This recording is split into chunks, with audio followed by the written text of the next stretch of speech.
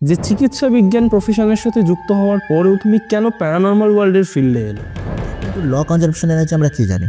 According to law conservation energy আমরা জানি যে এনার্জিকে ধ্বংস করা যায় না, এনার্জিকে সৃষ্টি করা যায় না, এর সাথে একটা রুট থেকে রুটে ট্রান্সফার হয়। সূত্র তো তাই বলছে। প্যারানর্মাল রিসার্চার যারা ছিল তারা গলফ টিওয়ারি বল, অ্যালেন টেলার বল, তাদেরও মত তাই। সেই ঘটনার পর আমি শিওর হয়ে যাই যে প্যারানর্মাল এন্টিটির এক্সিস্টেন্স আছে। ব্যারাকপুরে গাজাগলি বলে একটি জায়গা আছে, গাজাগলি। সোজা আমি আসছি হচ্ছে পুরনো রেজিস্ট্রি অফিস। পুরনো রেজিস্ট্রি অফিস থেকে যখন বেরাবো তখন দূর থেকে দেখি একজন অফিসার দাঁড়িয়ে ওয়েল ড্রেস পরে দাঁড়িয়ে। স্যার কি কাগজ চেক করবেন? বলতে না আমি একটুখানি অমুক থানায় নামবো, আপনি যদি আমাকে নামিয়ে দেন। সমস্যা ঢুকতে গিয়ে তো রাত্রিবেলা একটু টেরাকোটা একটু শুনশান হয়ে যায়। দেখি যে ওরা না সবই আমার দিকে অবাক হয়ে চেয়ে রয়েছে। দুর্গাপুরে তোমার ফার্স্ট ইনভেস্টিগেশন তুমি করো দুর্গাপুরের একটি স্কুলে। কি ঘটেছিল? স্কুলটি প্রায় তখনই 12 বছর ধরে বন্ধ ছিল। বাচ্চা নাকি ওই স্কুলের ভেতরে একটা কুয়ো আছে, কুয়োতে নাকি পড়ে মারা যায়। কালো ধোঁয়া পেয়েছিলাম, কালো ধোঁয়াটি মনে হচ্ছে ওপরে থেকে উঠছে, আমার নিচে এখানে নামতে। ওখানে কিছু ইন্টেলিজেন্ট ওয়ার্ড আসে এবং মিটারে কিছু এমন কিছু ব্লিঙ্ক হয় আমার কমিউনিকেটের পর, যেটি আমাকে নড়িয়ে দেয়। এখানে কি কোনো আত্মা, কোনো স্পিরিট আমাদের সঙ্গে আছে? 2024-এর one of the most controversial একটা ঘটনা কাঁচরাপাড়ার একটি জিমে ঘটে। কোনো কি শুনেছেন জিম বা সেলুনের ভেতরে ভুতুরে কাণ্ড কারখানা চলছে? হ্যাঁ, এমন এক ঘটনাই সম্প্রতি সামনে এসে আমরা দেখতে পাই একটি জিমের বাইরে পোস্টার লাগানো থাকে যে জিম বন্ধ রয়েছে প্যারানর্মাল অ্যাক্টিভিটির কারণে। 2024 জানুয়ারি মাস নাগাদ ফেসবুকে মারাত্মকভাবে ভাইরাল হয়। জিমের যে লেডিস চেঞ্জিং রুমের ভেতরে নাকি ফ্যান নিজে থেকে অফ হয়ে যায়। ঠিক লেডিস চেঞ্জিং রুমের সামনেটা আপনার করে হাই আপ শুরু করলো। স্পা রুমে আসলে ইনভেস্টিগেশন শুরু হয়।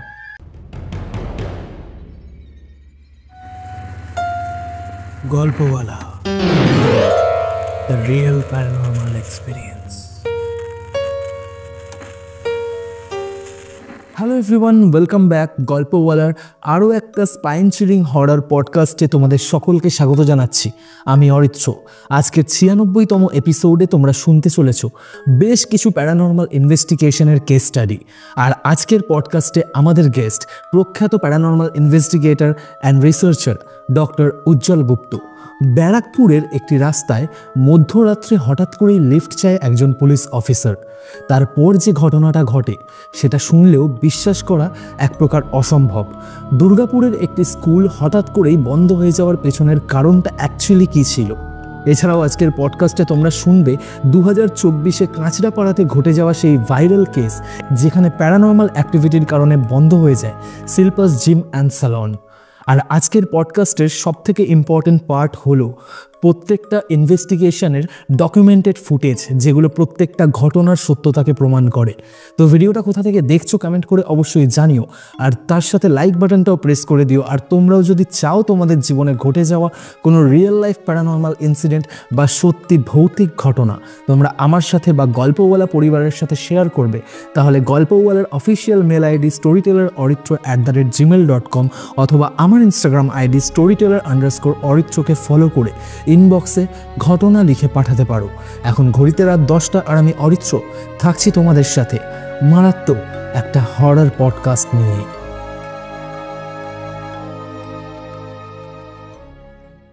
নমস্কার উজ্জ্বলদা, কেমন আছো? ভালো আছে, তুই কেমন আছিস? আমি ভালো আছি।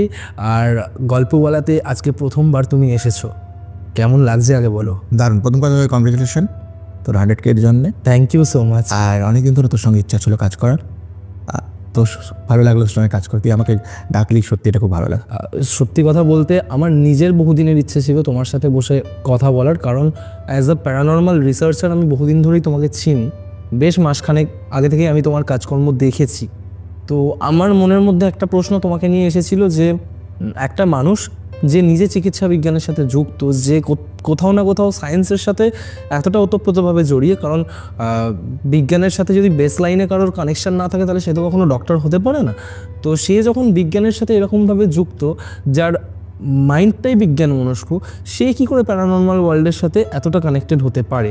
কারণ আমিও বাই এডুকেশন একজন অটোমোবাইল ইঞ্জিনিয়ার, তো আমি জিনিসটা ফিল করি যে হয়তো যারা স্কেপটিক হয় তারাই সব, মানে যারা নাস্তিক হয় তারাই সব থেকে বড় আস্তিক হতে পারে, কারণ তাদের সাথে কখনো না কখনো কিছু না কিছু ঘটনা ঘটে যায়। তো আমি খুব অবাক হই যখন আমি তোমার কাজকর্ম দেখি আর আমি যখন তোমার ব্যাপারে জানতে পারি, তো তখন আমার মনের মধ্যে এই প্রশ্নটা জাগে যে একটা মানুষ যে একজন ডক্টর হয়েও কিভাবে প্যারানর্মাল বা ভূত প্রেত এইসবের উপর বিশ্বাস রাখে। তো পডকাস্টের শুরুতেই আমি তোমার কাছে একটা প্রশ্ন রাখতে চাই যে চিকিৎসা বিজ্ঞান প্রফেশনের সাথে যুক্ত হওয়ার পরেও তুমি কেন প্যারানর্মাল ওয়ার্ল্ডের ফিল্ডে এলে? দেখ, এই প্যারানর্মাল ফিল্ডের যা যা যা কমিউনিকেশনের সেট আপ রয়েছে, মানে আর বিজ্ঞানকে যদি এক করিস তাহলে আমার মনে হচ্ছে বিজ্ঞানের সঙ্গে এর কোনো রকম বিজ্ঞানের সঙ্গে এর মিল রয়েছে। আমি তোকে একটা সূত্র বলি। According to law conservation energy আমরা কী জানি? According to law conservation energy আমরা জানি যে এনার্জিকে ধ্বংস করা যায় না, এনার্জিকে সৃষ্টি করা যায় না, এর সাথে একটা রুট থেকে রুটে ট্রান্সফার হয়। তো এনার্জি যদি রুট থেকে রুটে ট্রান্সফার হয়েই থাকে তাহলে আমরা যারা মানুষ তারা তো একটা লাইভ এনার্জি। আমরা যদি লাইভ এনার্জি হয়েই থাকি তাহলে মৃত্যুর পর আমাদের এনার্জি যায় কথা।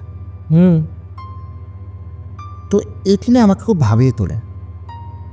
এবং আমার জীবনে যে এই ফিল্ডে আসার পিছনে যে এই সূত্রটি যে সবচেয়ে বড় কার্যকারিতা হয় সেটি একটি পথ, যে বিজ্ঞানের সূত্র তো তাই বলছে। প্যারানর্মাল রিসার্চার যারা ছিল তারা গলপ তিওয়ারি বল, অ্যালেন টিলার বল, তাদেরও মত তাই। এটাই আমাকে স্ট্রাইক করে, এই সূত্রটাই আমাকে স্ট্রাইক করে তো এই ফিল্ডে আসার পিছনে। ওকে, তো বিইং আ প্যারানর্মাল রিসার্চার বা বিইং আ প্যারানর্মাল ইনভেস্টিগেটর, তোমার কি মত? আত্মা, স্পিরিট বা এই আউটার বডি ইন্টেলিজেন্স এর সংজ্ঞা কী বা এর ডেফিনেশন কী হতে পারে? দেখ, আমি এতদিন ধরে যা দেখেছি, আমি একটি সূত্রে খুব বিশ্বাস করি, সেই সূত্রটি তোকে এক্ষুনি বললাম, law of conservation of energy. যদি সত্যিকারে এনার্জিকে ধ্বংস বা ক্রিয়েট করা নাই যায় তাহলে তো তার তো ধ্বংস নেই। তার যদি ধ্বংস না হয়, তার যদি রুট পরিবর্তন হয়, তাহলে আমরা যারা মানুষ, আমার রিসার্চে আমি দেখেছি, আমরা যারা মানুষ তারা মৃত্যুর পর তাহলে আমাদের এনার্জি যায় কোথায়? আমি আমার রিসার্চে বেশিরভাগ ক্ষেত্রে দেখেছি যে আমাদের ব্রেনের হার্ডওয়্যারে, বেশিরভাগ ক্ষেত্রে সুইসাইড, হোমিসাইডের ক্ষেত্রে তার ব্রেনের হার্ডওয়্যারে তার স্মৃতিগুলো থেকে যায়। তুমি একটা উদাহরণ দিই। তোর সঙ্গে প্রায় 3 সপ্তাহ ধরে আমার কথা হচ্ছে যে আমি তোর এখানে আসবো, একটা পডকাস্ট শ্যুট হবে, আর সকালে আমার যদি কিছু হয়ে যেত তাহলে কি আমি তোর সঙ্গে কমিউনিকেট করার চেষ্টা করতাম না? এনার্জিকে তো করা যায় না। এই ব্রেনের হার্ডওয়্যার আর এই সূত্র দুটোকে এক করার পর আরেকটু পড়াশোনা স্টার্ট করি। আমার সঙ্গে আলাপ হয় অ্যালেন টিলারের, অস্ট্রেলিয়ার প্রখ্যাত ইনভেস্টিগেটর অ্যালেন টিলার। ওনারও মত তাই, উনি নিজের মতো করে মত ব্যাখ্যা করেন। উনি আরও আমাকে নলেজ বাড়াবার জন্য আমাকে পথ করে দেয় রব ডেমারেস্টের সঙ্গে আলাপ করায়। রব ডেমারেস্ট আমেরিকা, ইউএসএ, ওনার সঙ্গে ওনার মত তাই, উনি ওনার মত নিজের মতো ব্যাখ্যা করে। যখন এতগুলো গবেষক, যারা এত নলেজ, যারা এতদিন ধরে ইনভেস্টিগেশন করছে, অস্ট্রেলিয়ায় সেই লেভেলের একজন অ্যালেন টিলার, যাকে সেই লেভেলে পুজো করা হয় প্যারানর্মাল ইনভেস্টিগেটর হিসাব, তো তাহলে আমার মতো একজন সাধারণ মানুষ কেন সেটাকে মেনে নেওয়ার চেষ্টা করবে না? তো এই জন্য আমি এতগুলো মানে সংজ্ঞাকে একসঙ্গে করার পর আমার মনে হয়েছে যে obviously out of body intelligent entity বলে তো কিছু আছে। নাইস, মানে এই এক্সপ্লেনেশনটা ভীষণ ভালো ছিল যে তুমি প্রপার সায়েন্সকে কানেক্ট করেই কিন্তু এই আনসারটা করলে। একটা কথা বলি, আমি আমার ছোটোবেলায় ফিরে যাচ্ছি। ওকে, আমি একদমই না ভূত ভগবান কোনো কিছুতে বিশ্বাস করতাম না। তো কিছু ঘটনা আমার সাথেও ঘটে যেটা আমায় এই ভৌতিক ওয়ার্ল্ডের প্রতি বা ভৌতিক দুনিয়ার প্রতি একটা ইন্টারেস্ট জাগায়। তারপর থেকে আমি রিসার্চ শুরু করি বা আমি জানার চেষ্টা করি গুগল করে, ইউটিউবে প্রচুর ভিডিও দেখে, কারণ আমাদের হাতে তো তখন অ্যাক্সেস ভীষণ কম।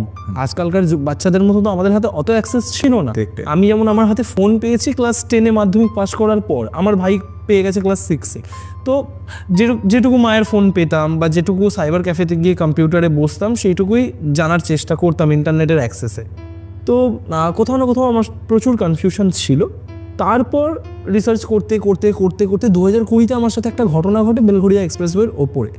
রানিং গাড়ির মধ্যে একটা ঘটনা ঘটে, ভীষণ ক্রিপি, ভীষণ মানে মারাত্মক একটা ঘটনা, যেটা আমাকে ভেতর থেকে নাড়িয়ে দিয়েছিল, বুঝলে? তো সেই ঘটনার পর আমি শিওর হয়ে যাই যে প্যারানর্মাল এন্টিটির এক্সিস্টেন্স আছে। এমন কিছু এন্টিটি এক্সিস্ট করে আমাদের এই পুরো পৃথিবীতে যাদেরকে আমরা খালি চোখে দেখতে পাই না, কিন্তু আমরা ফিল করতে পারি, যারা চাইলে আমাদের অনেক বড় ক্ষতি করতে পারে। ওকে, তো তারপর থেকে কিন্তু আমি এই ব্যাপারটার উপর পুরো বিশ্বাস করতে শুরু করি। ইনফ্যাক্ট আমি এখন পুরোপুরি বিশ্বাসী। আমি কখনোই বলবো না আমি এখন একজন স্কেপটিক, কারণ আমার চোখের সামনে যে ঘটনাটা ঘটেছে, আমাকে যদি কেউ মানে 1 কোটি টাকা দিয়েও বলে যে না ভূত বলে কিছু হয় না, আমি তার কথা অস্বীকারই করবো, কারণ আমি নিজের চোখে যেটা দেখেছি সেটাকে আমি কখনো বিশ্বাস করতে পারবো না। ওকে, তো আমি জানতে চাই তোমার কাছে, এই কথাটা বললাম এই কারণেই যে প্রত্যেকটা মানুষ কিন্তু যারা নাস্তিক হয় বা যারা বিজ্ঞান মনস্ক হয়, তারা তখনই বিশ্বাস করে যখন তাদের সাথে কিছু ঘটে। ওকে, তো তোমার সাথে কি তোমার জীবনে এমন কিছু ঘটেছে যেই ঘটনা তোমাকে ট্রিগার করেছে এই প্যারানর্মাল ফিল্ডে এসে কাজ করার জন্য? অবশ্যই। দেখ, এমন কিছু না ঘটলে তো একজন মানুষ তো কোনো এরকম ফিল্ডে আসে না যে ফিল্ড পুরো অনিশ্চয়তা ভরা। কেন, তুমি গবেষণার একটা পথে এগাবে, পরের ধাপে তোমার গবেষণার চটকে গিয়ে নতুন কিছু চলে আসবে, সূত্র চলে আসবে। তো ঘটেছে এই ঘটনাটা তো আমি বলি। 2018 আমি ফিল্ডে আছি। 2016 সে বছর আমার বিয়ে হবে। বিয়ে হওয়ার কথা, নভেম্বরে বিয়ে হওয়ার কথা। মার্চ মাস নাগাদ আমার এক বান্ধবীর বোনের জন্মদিন। তো একটু রাত হয়ে যায়, মেসেজও থাকে, তো পলতায় যেহেতু থাকে, পলতা ওখান থেকে বাড়ি চলে যাও বলে, বাড়ি চলে যাওয়ার জন্য। তো 1:30 পৌনে 2 বলে বাজে, অলমোস্ট বাজে। আর আমি তো ন্যাচারালি বাইক করে আসা যাওয়া করি টুকটাক জায়গায়, বা বলে বাইক কাজে চলে যাব। তো এরপরে রাত্রি হয়ে যাওয়ার পরে যখন বেড়াই, ব্যারাকপুরের গাজাগুলি বলে একটি জায়গা আছে। গাজাগুলি বলে একটি জায়গা আছে। ওখান থেকে ক্রস করে সোজা আমি আসি হচ্ছে পুরনো রেজিস্ট্রি অফিস। পুরো রেস্ট অফিস থেকে যখন বেরাবো, তখন দূর থেকে দেখি একজন অফিসার দাঁড়িয়ে ওয়েল ড্রেস পরে দাঁড়িয়ে। তো আমি যেরকম হয় পেট্রোলিং গাড়ি যারা চেক করে রাত্রিবেলা, আমি দূর থেকে দাঁড়িয়ে দেখলাম উনি হাত দেখেন, আমি দাঁড়িয়ে যাই ওনার সামনে। দাঁড়িয়ে যাওয়ার পর উনি আমাকে বলেন যে আইন স্যার কি কাগজ চেক করবেন? বলছে না আমি একটুখানি অমুক থানায় নামবো, আপনি যদি আমাকে নামিয়ে দেন। হ্যাঁ স্যার চলুন, আমি তো ওপর দিয়েই যাবো, আপনাকে নামিয়ে দেবো। তো উনি আমার বসেন, উনি আমার বাইকের পিছনে বসেন। আমি একটু বলে রাখি, আমার এটা খুব ভুল মানে খুব ভুল কাজ করে ফেলি। বাইক চালাবার সময় যদি আমার সঙ্গে কেউ কথা বলে, আমি তার দিকে পিছনে তাকিয়ে কথা বলি আর চালাই সামনে। তো উনি বলতে শুরু করেন, ওনার নাম অমুক চক্রবর্তী, ওনার ছেলে IIT খড়গপুরে পড়াশোনা করেন, উনি এখানে পোস্টিং কত বছর রয়েছে, উনি কী পোস্টে রয়েছে, সব বলতে যায়। টিটাগড় ক্রস করবো, BMRC হসপিটালটা ক্রস করে ঠিক ব্রহ্মস্থানে ঢুকবো। ব্রহ্মস্থানে ঢুকতে গিয়ে তো রাত্রিবেলা একটু না টিটাগড়টা একটু শুনশান হয়ে যায়। আর টিটাগড়ে রাত্রিবেলার দিকে একটুখানি ছেলেমেয়েরা খেলাধুলা করে, রাস্তার পরে খেলাধুলা করে। তো আমাকে দেখি যে ওরা না সবই আমার দিকে অবাক হয়ে চেয়ে রয়েছে। ওয়ান হয়ে গেছে, তো ওরা আমার দিকে অবাক হয়েছে। আমি চ্যানেল ভেবেছি অফিসার বসে আছে, হয়তো চেনে, ওই জন্য আমার দিকে অত অবাক হয়ে চেয়ে আছে। যাওয়ার পর উনি যে থানায় পড়ে, সে থানায় আমি নামিয়ে দেওয়ার পর উনি দেখলাম, আমি নামিয়ে দেওয়ার পর উনি ক্রস করে থানার দিকে চলে গেলেন। উনি আবার ক্রস হয়ে আমার দিকে এসে বলে, শুনুন আপনি আমার নাম জানেন, আমি থানায় রয়েছি 2nd অফিসার পোস্টে, কোনো অসুবিধা হলে আপনি চলে আসবেন, আমি অবশ্যই আপনাকে হেল্প করবো। আর থ্যাংক ইউ, অনেক থ্যাংক ইউ। হ্যান্ডশেক করে উনি চলে যান। আমি ভাবলাম যে আর কি, ওনাদের আর কি লাগবে, আমি চলে যাই। ঘটনার সূত্রপাতে আসল সময় অক্টোবর মাস নাগাদ, পুজো। তখন আমার এক বন্ধু, ও বাইরে থাকে, তো এখানে আমাকে ফোন করে বলে যে এরকম উজ্জ্বল, পাশে একটু ঝামেলা লেগেছে, আমার পাঁচিলটা একটু বেড়ে গেছে, তো আমার নামে থানায় একটা করেছে, আমার বাবা আর আমার নামে। আমি তো নেই, বাবাকে পুলিশ ডেকে পাঠিয়ে, তোর কি এরকম চেনাশোনা আছে ওই থানায়? আমি দেখ, আমার পেছনে ওই থানায় কেউ চেনাশোনা নেই, তবে একজনের সঙ্গে আলাপ হয়েছিল, এক অফিসারের সঙ্গে আলাপ হয়েছিল, তুই বললে আমি কথা বলতে পারিস। তাই না, দাঁড়া, আমি কি করি, আমাদের বাড়ির পাশে একটি ছেলে কনস্টেবলের চাকরি করে, সেও নাম নন বেঙ্গলি। তো তাকে গিয়ে আমি খুলে বলি যে ওই চক্রবর্তী এখন আর রয়েছে, নাম পড়ে বলি। ও আমার দিকে নাম ভাইবা চাকা করে বড় চোখ করে তাকায়, কী বলছো রানা? দাঁড়া, ও ফোন করার পর আমাকে বলে, রানা উনি আজ থেকে 4 বছর আগে 5 বছর আগে পোস্টিং হয়, 4 থেকে 5 বছর আগে পোস্টিং হয়ে যায় বাঁকুড়ায়, এখান থেকে লাস্ট হয়ে যায় বাঁকুড়ায়। ওখানে উনি কোনো রকম এনকাউন্টার করতে গিয়ে গুলি একটা লাগে, ওখানে উনি মারা যায়। ওকে, মানে যেই পুলিশ অফিসার তোমার থেকে লিফট নিয়েছিলেন তিনি নেই, তিনি 4-5 বছর আগে এক্সপায়ার করে যান, উনি নেই। ও মাই গড। আমি বলি, তুই আর কি আছিস, তুমি কথা বলো। ও আমাকে কথা বলার পর আমাকে বলে, রানা তুমি এটা একা করো, মানে তুমি এই ফিল্ডে একা করোনি, আমাদের অনেক অফিসার কনস্টেবলরা এই গল্প করেছে, রাত্রিবেলা যারা পেট্রোলিং গাড়ি আছে তারাও এই গল্প করে, ইভেন অনেক ট্রাক ড্রাইভার, অনেক অটো ড্রাইভার, অনেক বাস ড্রাইভার এই কথা বলে, একজন অফিসার দাঁড়িয়ে তাকে লিফট চায়। আমি না অবাক, না তাহলে আমার সঙ্গে কোনো সাইকোলজিক্যাল প্রবলেম হলো? আমি না খেতে গেছি রাত্রি, সারা রাত্রি খেতে গেছি, বউকে ফোন করি, তখন অনিন্দিতা আমার মেসেজ, তখন আমি ওকে ফোন করি যে এরকম ব্যাপার বলে, তার হ্যাঁ রে, আমি এত কিছু ডিটেলস জানবো কী করে, তার নাম জানবো কী করে, তার ছেলে যে পড়াশোনা করে IIT খড়গপুর আমি কী করে জানবো, সে ওই থানায় রয়েছে, সেটাও থানায় যে পোস্টে রয়েছে আমি কী করে জানবো।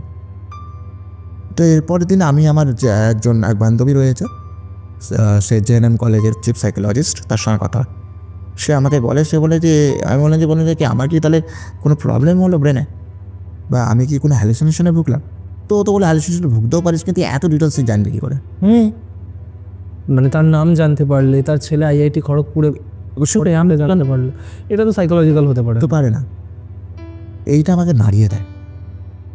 মানে সত্যিই, কারণ তুমি ঘটনাটা বলছিলে আমি শুনছি, আমি অন্য কিছু এক্সপেক্ট করছিলাম। তুমি যখন বললে যে এরপর ঘটনাটা আসলে সময় শুরু হয়, আমি ভাবলাম যে হয়তো কোথাও না কোথাও গিয়ে কোনো ঘটনায় হয়তো সেই পুলিশ অফিসার তোমাকে হেল্প করবে, বাট সেই পুলিশ অফিসার নিজেই যে এক্সিস্ট করছে না, ইট ওয়াজ আনএক্সপেক্টেড। আমি এটা অনেক জায়গায় বলেছি, তোকে যেমন বলেছি অনেক জায়গায় বলেছি। এটা হওয়ার পর না আমি প্রথম গুগলে সার্চ করা শুরু করি। ওকে, সার্চ করে প্রথম নাম আসে গৌরব তিওয়ারি। গৌরব তিওয়ারিকে সার্চ করতে গিয়ে গৌরব তিওয়ারি দেখলাম, গৌরব তিওয়ারি 2016 মারা যায়। ওনার সেকেন্ড ইন কমান্ড IPS এর সেকেন্ড ইন কমান্ড রাজেন পিসির সঙ্গে আলাপ হয়। IPS মানে ইন্ডিয়ান প্যারানর্মাল সোসাইটি, ওনার সঙ্গে আলাপ হয়। তো ওনার সঙ্গে আলাপ হওয়ার পর উনি আমাকে ওনার মতো করে ব্যাখ্যা করেন। উনি আমাকে আলাপ করার পর উনি বলেন যে তুমি অ্যালেন টিলারের সঙ্গে কথা বলো। অ্যালেন টিলারকে তখন টেক্সট করি, অ্যালেন টিলার আমাকে ওনার মতোই ব্যাখ্যা দেয়। এটা করতে গিয়ে উনি রব ডেমারেজকে রেফার করেন, উনি আমাকে সেম ব্যাখ্যা দেয়।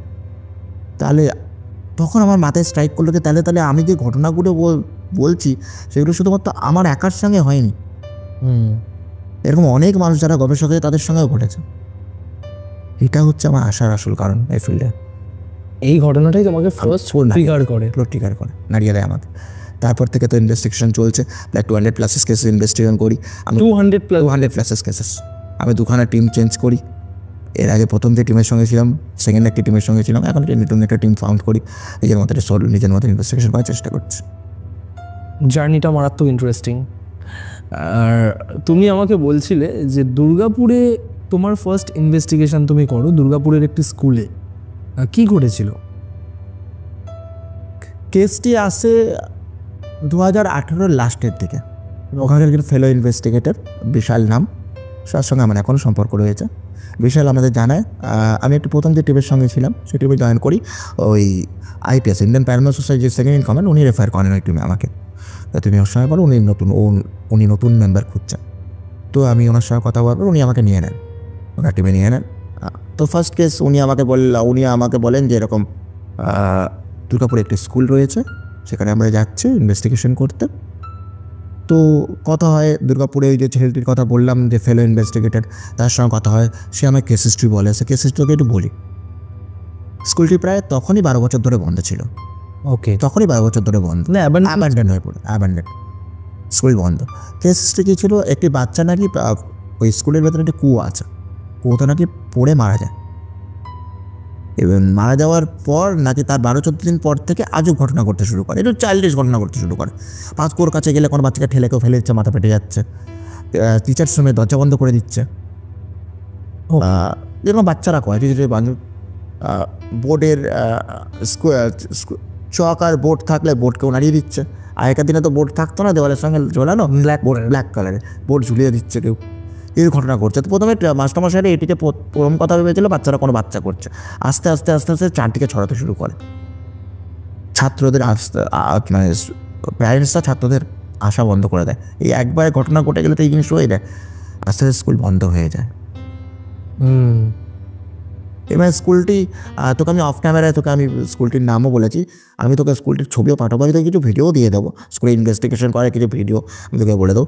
ইকো বক্স বলে একটি যন্ত্র আছে, সেখানে আমি মানে আমার পরিষ্কার নাম এসছে, ওখানে পরিষ্কার একটি নাম এসছে। আমি প্রশ্ন করছি যে আপনি কার সঙ্গে কথা বলছেন, ওই নামটা আমার ওই ইকো বক্সে এসছে, পরিষ্কার। তাই পাঠিয়ে দেবো, তুই এডিট করার সময় এটা তোর সুবিধা হবে। ইনভেস্টিগেশন করতে যাই, ফার্স্ট ইনভেস্টিগেশন আমি ওখানে এই স্কুলে 2বার গেছিলাম। একবার গেছিলাম ওই প্রথমের দিকে, আর লাস্ট গেছিলাম 2024-এ। ওকে, 2024 না 2023 গেছিলাম। প্রথমবার গেছিলাম, প্রথমবারে তো একটা আলাদা ইনভেস্টিগেশন হচ্ছে। তখনকার বেসিক কিছু ইনভেস্টিগেশন ছিল, রডস ছিল, ইএমএফ মিটার ছিল, ডিজিটাল না অ্যানালগ ইএমএফ মিটার ছিল, এগুলোতে ইনভেস্টিগেশন করি। তো সেইবারে কী পেয়েছিলাম, একটি কালো ধোঁয়া পেয়েছিলাম। কালো ধোঁয়াটি মনে হচ্ছে ওপরে থেকে উঠছে, আমার নিচে থেকে নামছে। প্রথমে ভেবেছিলাম কোনো টক্সিক গ্যাস, গ্যাস যদি হয়ে থাকে তো ওপর থেকে উড়ে যাবে, এটা নিচের দিকে নামবে না। ওটা হয়ে যাওয়ার পর দেখেছিলে তুমি? হ্যাঁ, এই ধোঁয়াটা কিসে দেখেছিলে? ক্যামেরা। ওকে, এসএলএস ছিল? হ্যাঁ, এসএলএস। তোকে আমি ভিডিও পাঠিয়ে দেবো, এই টিমের সঙ্গে ছিলাম, সেই টিমের লিঙ্কও পাঠিয়ে দেবো, সেটা তুই দেখলেই বুঝতে পারবে। ওটা এটা হয়ে যাওয়ার পর আমরা চলে আসি। এই কেসটা প্রথমবার এই কেসটি করার সময় একটি ঘটনা ঘটে যায়। কিছু জায়গায় ছবি ক্লিক করার সময় একটি ছবিতে পুরো ছবিটির হাফ নষ্ট হয়ে যায়। ডিজিটাল ছবি নষ্ট হওয়ার চান্স খুব কম, হাফ পুরো নষ্ট হয়ে যায়, ওপরটা ছবিটা পুরোটা পরিষ্কার রয়েছে।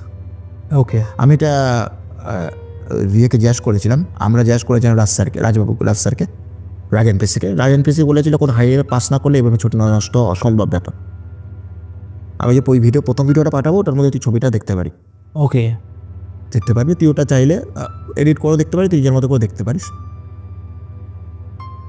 এরপরে আমি আসি সেকেন্ডবারে 2023-তে যখন যাই। সেবারে আমার সুবিধা কেন হয়েছিল, সেবার সুবিধা যে ওখানকার খুব নামকরা একজন ইউটিউবার ছিল, সে আমাকে ভেতরে ঢোকার পারমিশন করিয়ে দিয়েছিল। ভাই স্কুলের ভেতরে ঢোকার পারমিশন হয়, সে গেট খুলে দেয়, লোকাল ঢুকে যায়, কোনো অসুবিধা নেই, শ্যুট করবে তো ঢুকে দেখ যেরকম হয়, তুই এখানকার লোকাল ইউটিউবার, তোকে দেখলে লোক চিনবে, তো করিয়ে দেয়। ওখানে যাই, ওখানে গিয়ে এমএফ মিটার সেট করি, পিআইআর মশানো, ইকোবক্স ইনভেস্টিগেশন করার চেষ্টা করি। ওখানে কিছু ইন্টেলিজেন্ট ওয়ার্ড আসে, এদের এমএফ মিটারে এমন কিছু ব্লিঙ্ক হয় আমার কমিউনিকেটের পর, যেটি আমাকে নড়িয়ে দেয়। একটি ইকোবক্সে ইনভেস্টিগেশন করার সময় জিজ্ঞাসা করেছিলাম যে আপনি আমার নাম বলতে পারবেন, সেখানে পরিষ্কার করে আমার পুরো নামটা আসে। ওকে, এবার এমএফ মিটারে আমি যা বলেছি, যখন যে লাইট ব্লিঙ্ক করতে বলেছে সেই লাইটে ব্লিঙ্ক করেছে। বাট আমি যতদূর জানি যে ইএমএফ মিটারে কখনো কোনো কমান্ডের উপর সিঙ্গেল লাইট ওরা জ্বালাতে পারে না, বাট পুরো বিগিনিং আমার কাছে ছিল, কিন্তু আমার কাছে ছিল ডিজিটাল মিটার ছিল। ওকে, আমার কাছে অ্যানালগ ছিল না, ডিজিটাল মিটার একটু হাই কোয়ালিটিটা ছিল, যেখানে ওপরের লাইট নিচে ডিজিটালি দেখাচ্ছে, ওপরের লাইট ব্লিঙ্ক করছে, ওটা ছিল। তুই কাছে ভিডিও পাঠাবো, তো ভিডিও দেখলে তুই বুঝতেই পারি ব্যাপারটা। দেন এই হলো আমার দুর্গাপুরের কেস। আমার এখনও মনে হয় যে দুর্গাপুরের স্কুলটা এখনও যদি 2-3 বার যাওয়া যায়, এখনও কিছু জায়গা আছে, এই পাতকোটা পর্যন্ত আমরা পৌঁছাতে পারিনি এখনও পর্যন্ত। যে পাতকোটায় বাচ্চাটি মারা গেছেন, সেই পাতকোটা পর্যন্ত আমি পৌঁছাতে পারিনি। ওখান পর্যন্ত পৌঁছাতে পারলে আরও অনেক কিছু রহস্যের খোঁজ পাওয়া যাবে। ইন্টেলিজেন্ট কমিউনিকেশন বলবো, আমরা সেটা করারই চেষ্টা করছি। আচ্ছা, ঠিক আছে, তো চলো আমরা শুরু করি তাহলে। নমস্কার, আমি উজ্জ্বল গুপ্ত, সঙ্গে আমার বন্ধু বিশাল। এখানে কি কোনো আত্মা, কোনো স্পিরিট আমাদের সঙ্গে আছে?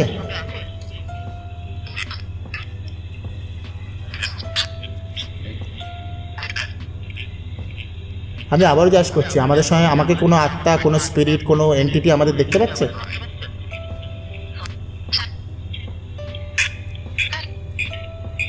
আপনি হ্যাঁ বললে আরেকবার হ্যাঁ বলে দেখান।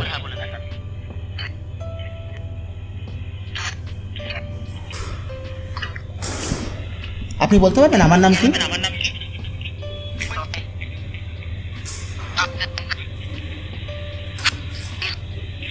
হ্যাঁ, আপনি ইয়েস বলেছেন যখন, তাহলে বলে দেখান আমার নামের প্রথম অক্ষর কি?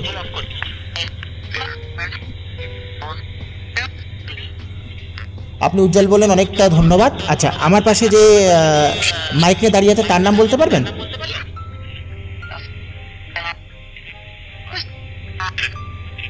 তার পদবিটা বলুন একটু যদি পারেন।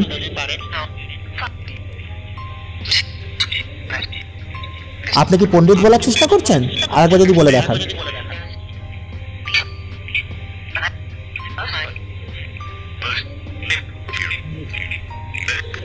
আচ্ছা, আমার সঙ্গে যে ক্যামেরা আছে তার নাম বলতে পারবেন?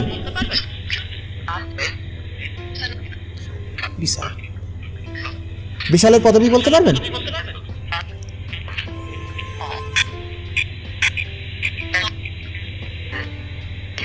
বলুন বিশালের পদবী। ডক্টর উজ্জ্বল, হ্যাঁ আমি ডক্টর উজ্জ্বল, ঠিকই বলেছেন, আমি ডক্টর উজ্জ্বল, আপনি চিনতে পেরেছেন। আমি আপনাকে জিজ্ঞাসা করছি যে ক্যামেরা করছে তার নাম বলতে পারবেন?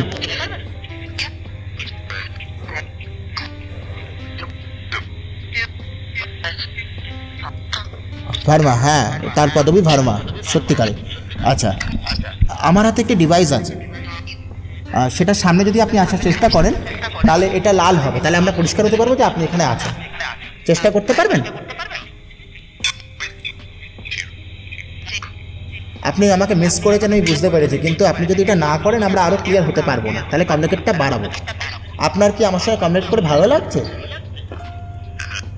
হ্যাঁ, আচ্ছা, আমি বিশ্বাস করলাম যে আপনার ভালো লাগছে।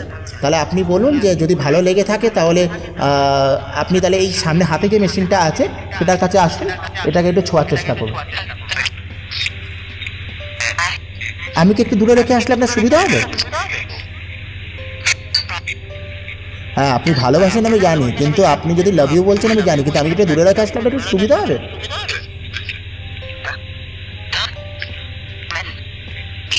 আপনি আমাকে চিনতে পেরেছেন? আমি 7 বছর আগে আপনাদের এখানে এসেছিলাম।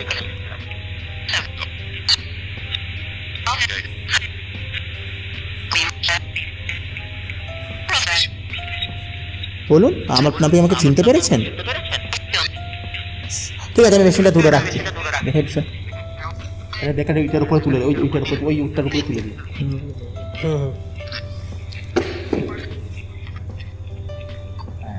না, এটা আমার দিকে নিচে লাগিয়ে। হ্যাঁ হ্যাঁ, ওইভাবে যাতে লাইটটা দেখা যায়। লাইটগুলো হালকা করে সব বন্ধ করে দিই। লাইটগুলো একটু বন্ধ করে দাও, হালকা করে সব বন্ধ করে দাও। হ্যাঁ, বন্ধ করে দাও, বন্ধ করে দাও। দেখুন, আপনার থেকে অনেক দূরে মেশিন রেখেছি, যদি আপনারা পারেন ওর সামনে এসে দেখান।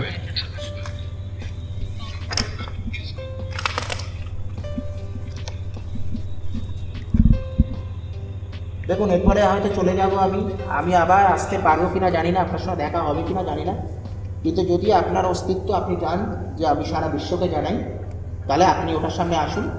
ওটার সামনে যদি আপনি আসেন, ওটাকে যদি লাল করে দেখাতে পারেন, একবারও লাল করে দেখাতে পারেন, তাহলে আমি বুঝতে পারবো যে আপনি এখানে আছেন, আপনার অস্তিত্ব এখানে আছে। তো মানে ওখানে ইনভেস্টিগেশন করে তুমি কি জানতে পারলে? অবভিয়াসলি কোনো এনার্জি তো ওখানে রয়েছে, এখনও রয়েছে, যে রয়েছে সে এখনও পর্যন্ত কমিউনিকেট চাইলে ভালো মতো কমিউনিকেট করছে। তোমরা ওই জিনিসটাকে ক্লিনজিং করার চেষ্টা? না, আমরা ইনভেস্টিগেটর, আমরা গবেষক, আমরা খোঁজার কাজ করি। কোনো জায়গায় মার্ডার হলো, কোনো জায়গায় কী হলো, তদন্তকারী সংস্থা কী করে, খুঁজে দেওয়ার চেষ্টা করে, বাদ বাকিটা তো আইনের মাঠ হয়ে যায়। আমরাও তাই করি, আমরা খুঁজে দেওয়ার চেষ্টা করি, আমরা ক্লিনজিং করি না। ক্লিনজিংয়ের কাজ আমাদের না। তোমরা জানিয়ে দিয়েছো যে এখানে রয়েছে, আমরা খুঁজে দেওয়ার চেষ্টা করি সত্যতা রয়েছে না, ম্যানমেড না, সাইকোলজিক্যাল কোনো প্রবলেম, এই তিনটে নিয়ে আমরা ইনভেস্টিগেশন করি। কেউ বললো সেখানে আমরা চলে যাই না, কত সত্যতা সেটা খোঁজার চেষ্টা করি। তারপর সেখানে সাইকোলজিক্যাল প্রবলেম আছে কিনা, সেখানে টক্সিক গ্যাসের জন্য কিছু হচ্ছে কিনা, ফোনের টাওয়ারের জন্য কিছু হচ্ছে কিনা, ট্রান্সমিটারের জন্য কিছু হচ্ছে কিনা, সব কিছু দেখার পর তারপর আমরা ওখানে ইনভেস্টিগেশনে যাই। তারপর আমরা সেখানে প্যারানর্মাল ঘটনা ঢোকাই। 99.9% ক্ষেত্রেই, বেশিরভাগ ক্ষেত্রেই ম্যানমেড হয়, বেশিরভাগ ক্ষেত্রে সাইকোলজিক্যাল প্রবলেম হয়, বেশিরভাগ ক্ষেত্রেই হ্যালুসিনেশন হয়, বেশিরভাগ ক্ষেত্রেই মাস হিস্টেরি হয়, কিন্তু 0.1% ক্ষেত্রে অবভিয়াসলি কিছু আছে। এবার আমি সবচেয়ে ইন্টারেস্টিং পার্টে আসবো আজকের এপিসোডের, যেটা হচ্ছে 2024-এর one of the most controversial একটা ঘটনা কাঁচরাপাড়ার একটি জিমে ঘটে, যেটা নিয়ে ফেসবুক, ইনস্টাগ্রামে হইচই পড়ে যায়।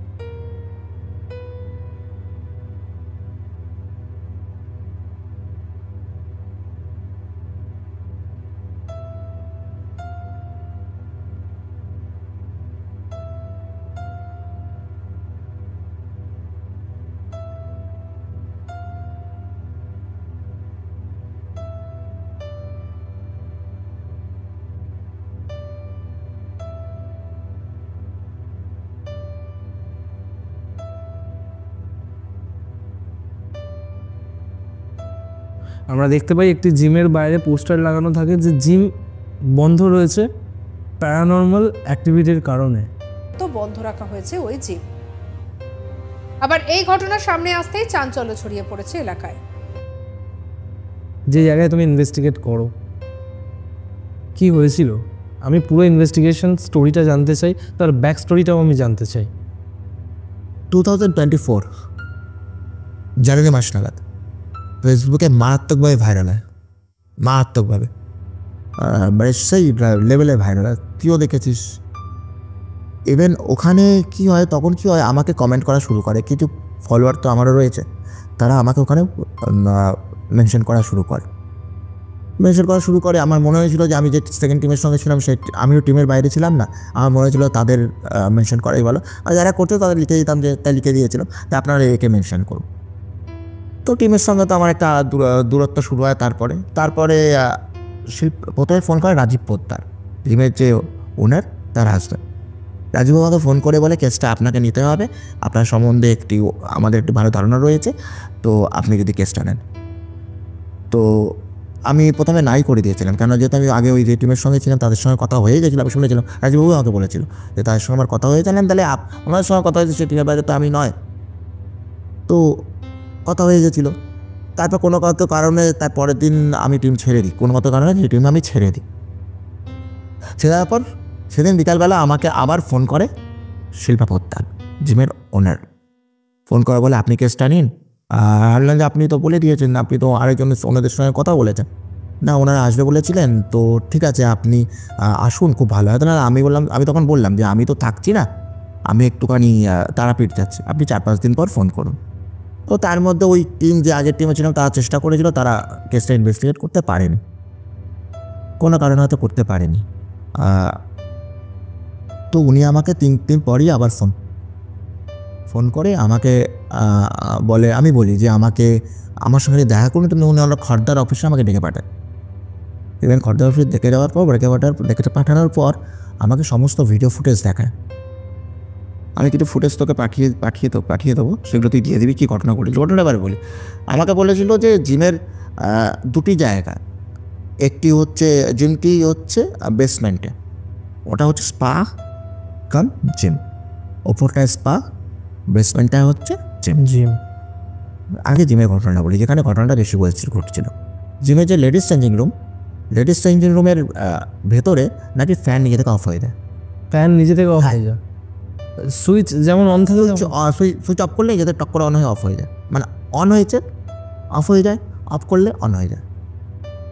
মানে উনি বললেন এটা আমাকে লাস্ট 3-4 মাস ধরে অনেকে কমপ্লেন করেছে, আমি বরং চেপে যাচ্ছিলাম। আমি বললাম কেন চেপে যাচ্ছিলেন? তো আমি তো ভেবেছিলাম কোনো টেকনিক্যাল ফল্ট হতে পারে। এই হচ্ছে বেসমেন্টের ঘটনা। স্পা রুমেরটা বলেছিল, স্পা রুমে নাকি ওনার মতে চেয়ার নাকি মুভমেন্ট হতো। আচ্ছা, চেয়ার বসলে নাকি উনি যদি চেয়ার এখানে রেখে আসে, সকাল বিকালবেলা থেকে চেয়ার মুভমেন্টটাই পিছনের দিকে চলে আসছে। তো প্রথমে তারপর যাওয়ার পর আমি ওনাকে প্রথমেই বলি যে কেসটি আমি নেবো, কিন্তু কেসটি নিতে গিয়ে যদি কোনো জায়গায় মনে হয় যে ম্যানমেড বা আপনি করাচ্ছেন, সেখানে কিন্তু আমি কিন্তু সেখানে সবাইকে জানিয়ে দেবো যে আপনারা করাচ্ছেন। তো উনি বলেছেন যা ইচ্ছা করুন, আপনার যা করার করুন, যা ইচ্ছা করুন, কেসটি আমাকে রিভিল করে দিন। তো আমি প্রথম ক্ষেত্রে যেটা করি, সেটি করি হচ্ছে যে আমি সমস্ত যারা ভিকটিম তাদের থেকে পাঠাই, যারা ওখানকার জিমের স্টাফ ছিল তাদের থেকে পাঠাই, তাদের সঙ্গে বসে কথা বলি।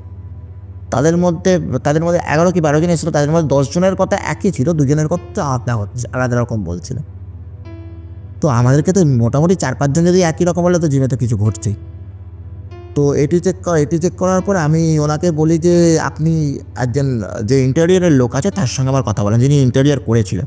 তাকে আমি বলি যে আপনি চেক করেছিলেন? হ্যাঁ, আমি চেক করে এসেছি, কোনো রকম সুইচ বোর্ডে কোনো প্রবলেম নেই।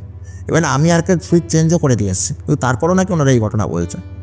কিন্তু লেডিস চেঞ্জিং রুমের মধ্যে কোনো রকম সিসিটিভি লাগানো থাকে না, নাও উচিত, উনিও লাগাননি, তাহলে আরও সুবিধা হতো আমার কেসটি পেতে, ইনভেস্টিগেট করতে।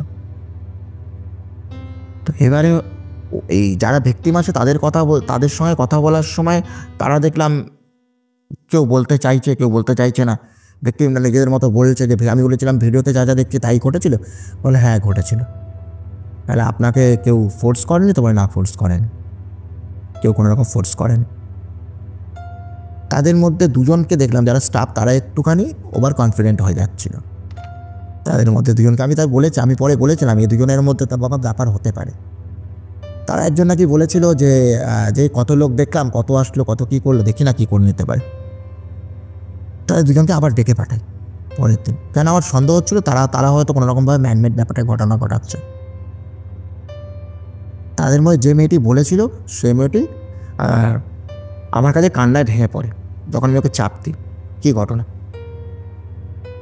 ও বলছিল যে আমি এটি আবেগের বশে বলে ফেলেছিলাম। না, আবেগের বশে তো না, এটা আবেগের বশে আপনি বলতেই পারেন না, আপনি তো কিছু জানেন।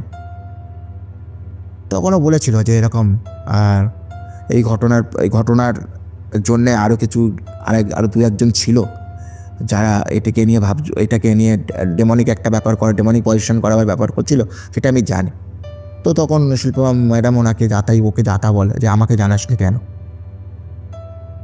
তো কেস এবার এটি হয়ে যাওয়ার পর এবারে হচ্ছে জিমে ঢোকার প্রসেস। জিমে ঢোকার এতটা সহজ ছিল না। কেন ছিল না? ওটা শিল্পা ম্যাডামের রেন্টেড জমি ছিল।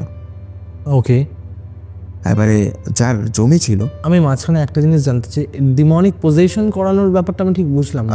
উনি বলেছে, ওই মেয়েটি বলেছিল যে তন্ত্র দিয়ে চালান করা হয়েছিল জিমের মধ্যে কিছু আচ্ছা আচ্ছা, তন্ত্র দিয়ে চালান করানো হয়েছিল। এবার কে ও বলতে পারছিল, ও শুনেছিল এটা, ওকে, এটাও জানতো। তো দেন এরপর হচ্ছে জিমে ঢোকার প্রসেস। ঢোকার প্রসেসে বাধা হয়ে গেল যে ল্যান্ড ওনার। এদিকে তখন এটি ভাইরাল হয়ে যাওয়ার পর যে ল্যান্ড ওনার কাউকে ঢুকতে দিচ্ছিল না, কাউকে অ্যালাউই করছিল না। আর তখন কাঁচরাপাড়ায় ওই বাগমোড়ে ওটি ছড়িয়ে গেছিল, পুরো ছড়িয়ে গেছিলো ব্যাপারটা। আমার তো শিল্পা ম্যাডামকে একটাই কথা ছিল, আমাকে তো ঢুকতে দিতে হবে ভেতরে, না দিলে তো আমি কিছু করতে পারবো না। শিল্পা ম্যাডাম বললো আমি 2 দিন আমাকে সময় দিন, আমি দেখছি। উনি হঠাৎ করে 1.5 দিনের মাথায় আমাকে ফোন করে বললেন যে একটা পথ আছে উজ্জ্বল, আপনি যদি ঢুকতে পারেন। আমি জিমটা বন্ধ করে দিচ্ছি, জিমটা বন্ধ করার জন্য আমার সমস্ত সিসিটিভি সব খুলে নিচ্ছি। ব্যাঙ্গালোর থেকে একজন ইঞ্জিনিয়ার আসার কথা আছে, উনি আসছেন না, কিন্তু জিম ওনারা জানে আসছেন, আপনি যদি ওই ছদ্মবেশে ঢুকতে পারেন। এবার একজন গবেষক, একজন রিসার্চারের তো কাজই তাই ছদ্মবেশে ঢোকা। উনি ওনার গাড়ি করে আমাকে নিয়ে যান। ইভেন আমি যখন ঢুকি তখন জিম ওনারের ল্যান্ড ওনারের ছেলে ওখানে দাঁড়িয়েছিলেন, আমাকে জিজ্ঞাসা করলেন যে আপনি ব্যাঙ্গালোর থেকে এসেছেন? হ্যাঁ।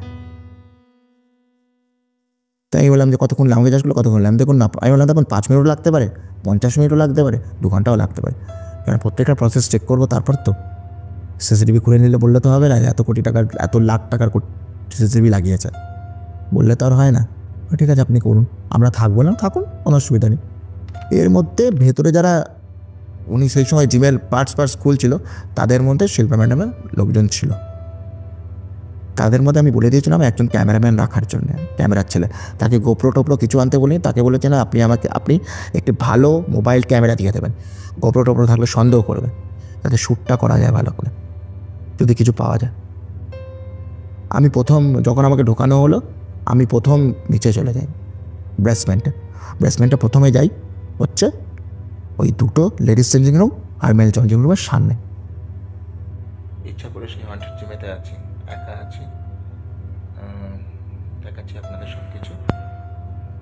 যেটা বলেছিল লেডিস চেঞ্জিং রুমে বলেছিল যে যেখানে প্রবলেম বেশি হয় সেখানে আমি একা আছি, আপনাদের সেই চেঞ্জিং রুমে আমি চেক করে দেখাচ্ছি। ওয়াইড অ্যাঙ্গেলে সবসময় ভিডিও করতে ভালো করে দেখুন। 28.7 ডিগ্রি, 28.7 ডিগ্রি চলছে। এবারে আমরা কানেক্ট করার চেষ্টা করছি। এখানে আমার সামনে পাশে আমার ছবিটা, আমার ফুটেজটা নেই, সেইখানে এখানে সেই জায়গা যেখানে ফেসবুকে ভাইরাল হয়েছিল, এখানে নাকি তবে ক্লায়েন্টকে চুল ধরে টেনেছে। কানেক্ট করার চেষ্টা করছি, যদি কোনো আত্মা, কোনো স্পিরিট যদি আমার সঙ্গে থাকে। দেখুন 28.7 ডিগ্রি যেটা দেখাচ্ছে, এটা স্বাভাবিক থেকে যথেষ্ট উপরে। আমরা এখন ওপরে ফ্লোরে আছি, মানে আমরা ইয়েতে নেই, বলে যেন নিচে নেই, যেটাকে বলে বেসমেন্টে আমরা নেই, আমরা উপরের দিকে আছি। কিন্তু এখানে 28.7 ডিগ্রি আছে, তাও মানলাম বাইরে 14.5 ডিগ্রি বাইরে গরম। এখন দেখাচ্ছে 8.7 ডিগ্রি। যদি এখানে কেউ স্পিরিট থাকে আশায় কানেক্ট করতে পারে। নিচে যে ছিলেন উনি যদি আমার সঙ্গে কানেক্ট করতে চান তাহলে এখানে দেখুন, আপনি যদি এই মেশিনটার সামনে আসেন তাহলে এটা যে 000 আছে রিডিংটা বাড়বে। কোনো ধোপানি বা ধোপার গল্প শুনেছিলাম, তারাই কি এখানে থাকে? যদি তারা থেকে থাকে তাহলে আমি বলবো, যদি আপনি ওটাও না পারেন তাহলে এই যে 28.3 আছে ওটাকে 28.4 বা 5 করে দেখান। হ্যাঁ ইএমএ বাড়াচ্ছেন, আরেকটু যদি ইএমএ বাড়িয়ে দেখান, 1 2 3 করেছেন, ওটাকে যদি 4 5 করে দেখান, খুব ভালো লাগবে আপনার সঙ্গে কথা বলে। তাহলে আমি কি ধরে নেবো সেই ধোপা বা ধোপা নিয়েই রয়েছেন?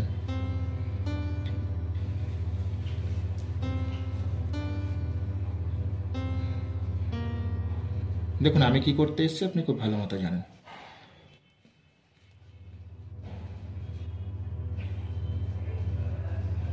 একটু যেমন মাঝে 1 2 3 করে ইএমআই বাড়াচ্ছিলেন, আপনি সামনে আসুন, সামনে আসলে এটা নিশ্চয়ই বাড়বে। সামান্যভাবে বাড়িয়েছিলেন, হতে পারে আবার বাড়াচ্ছেন। ধন্যবাদ। তাহলে কাকে ধরবো? আমি কি সেই ধোপা ধোপিনীর গল্পই ধরে নেবো? ধোপা আছেন না, ধোপিনী আছেন না, ওনার ছেলে আছে, কার একটা আছে, মানে যে গল্প শুনেছিলাম বা অন্য কেউ। ঠিক আছে, 2 3 4 করছেন, ভেরি গুড, ওয়েল ডান। যদি ধোপা হয়ে থাকেন তাহলে 5 করে দেখান, আর যদি ধোপানি হয়ে থাকেন তাহলে 3 করে দেখান, যদি ওনার ছেলে হয়ে থাকেন তাহলে 1 করে দেখান। আমি এখনো বলছি যে এই সুযোগ আপনি আর কোনোদিন পাবেন না, এই কানেক্ট করার সুযোগ আপনি আর কোনোদিন পাবেন না। 27 ডিগ্রি 7 ডিগ্রি আছে, আমি বুঝতে পারছি আপনি টেম্পারেচার, ঠিক আছে টেম্পারেচার আপনি যদি এমএ বাড়িয়ে দেখান, ধোপানির ছেলে হলে 1 করে দেখাবেন, ধোপানি হলে 2 করে দেখাবেন, আর ধোপা হলে 3 করে দেখাবেন। যদি এর বেশি হয় তাহলে আরও ভালো। মাঝে কানেক্ট করার চেষ্টা করেছিলেন আপনি, এখানে এফের তারতম হেরফের হচ্ছিল, আপনি যদি আরেকবার করে দেখান।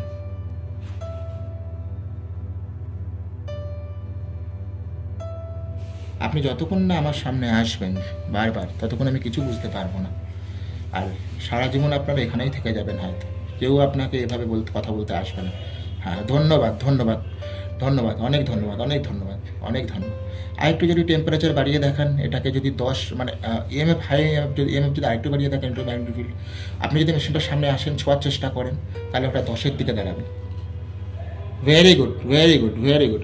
আপনি 15-16 করার চেষ্টা করছিলেন, সেটাকে এটা যদি 20 করে দেখান, আমি আরেকটু আপনার কাছ থেকে হেল্প পেতে পারি।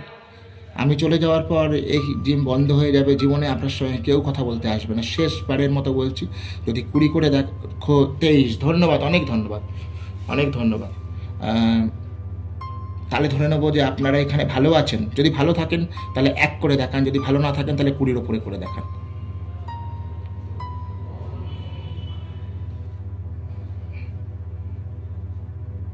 আপনাদের এখানে ছেড়ে দেবো, আপনারা এখানে ভালো আছেন। যদি আপনারা এখানে ভালো থাকেন তাহলে আমি তাই বললাম যে আপনি কম 1 থেকে 5-এর মধ্যে করে দেখান। আর যদি মনে করেন যে আপনারা ভালো নেই, তাহলে আবার যেমন 20 করেছিলেন 20-23 করে দেখান। তাহলে আপনারা ভালো নেই, আমি বুঝতে পেরেছি আপনারা ভালো নেই। কেন ভালো নেই? এখন যে আমার সঙ্গে কানেক্ট করতে যে ছেলে না মেয়ে, যদি ছেলে হয়ে থাকেন তাহলে 5-এর ওপরে করে দেখাবেন, যদি মেয়ে হয়ে থাকেন তাহলে 20-এর ওপরে করে দেখাবেন।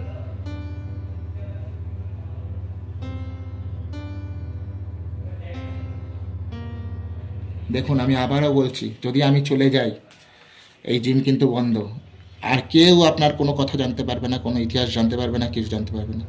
যদি আমার সঙ্গে যিনি থাকুন বা কোন 12, তাহলে আপনি মেয়ে, যদি মেয়ে হয়ে থাকেন তাহলে একবার 1 থেকে 5-এর মধ্যে করে দেখান। 2, আর ধন্যবাদ, 2 করেছেন, তাহলে আপনি মেয়ে। তাহলে আমি ধরে দিলাম যে আপনি মহিলা একজন, তাই তো? তাহলে আরেকবার 5 করে দেখান, 1 থেকে 5-এর মধ্যে করে দেখান।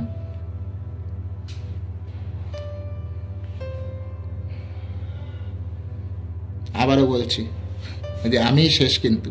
ধন্যবাদ। তাহলে আপনি আমার সঙ্গে কানেক্ট করছেন, তাই তো? মানে আপনি চান যে আমি আপনার সঙ্গে কানেক্ট করি, তাহলে আবারও 2-3 করে দেখান।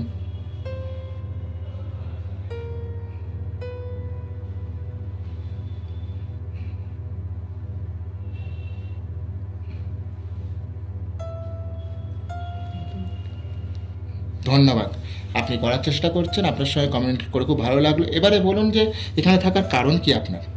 হ্যাঁ, আমি বুঝতে পারছি আপনি কানেক্ট করে ফেলেছেন আমার সঙ্গে। এখানে থাকার কারণ কি? যদি কারণ ব্যক্তিগত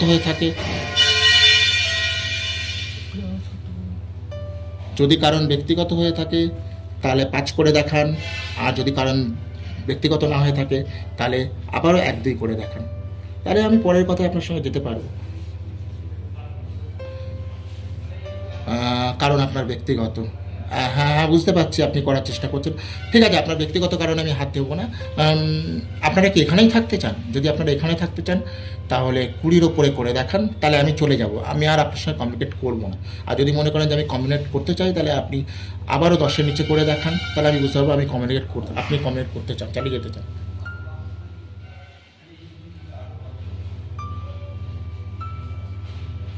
10-এর নিচে আছে তাহলে কমিউনিকেট চালিয়ে যেতে চাইছেন, তাই তো? লেডিস এঞ্জেলো যখন ঢুকি আমি অনেকক্ষণ ছিল লেডিস এঞ্জেলো তখন কিচ্ছু মুভমেন্ট হয়নি, তখন ফ্যানটা খুলে দিয়েছে। অলমোস্ট ফোন খেলা হয়ে ফ্যান খোলা হয়ে গেছে, কিন্তু সুইচ বোর্ডগুলো রয়েছে। আমি সুইচটা অন করি, অনেকক্ষণ বলার চেষ্টা করি যদি আপনি থাকেন তাহলে এটা অফ করে দেখেন আমার সামনে। আপনি যদি আপনার এত এনার্জি থাকলে আপনি এটা অফ করে দেখান, কিচ্ছু হয়নি। আমি যখন বেরিয়ে আসছি অরিত্র, ঠিক লেডিস এঞ্জেলোমের সামনেটা অত করে হাই আপ শুরু করলো, মারাত্মক হাই আপ। দেখ, বাড়তে শুরু করেছে, বাড়তে শুরু করেছে।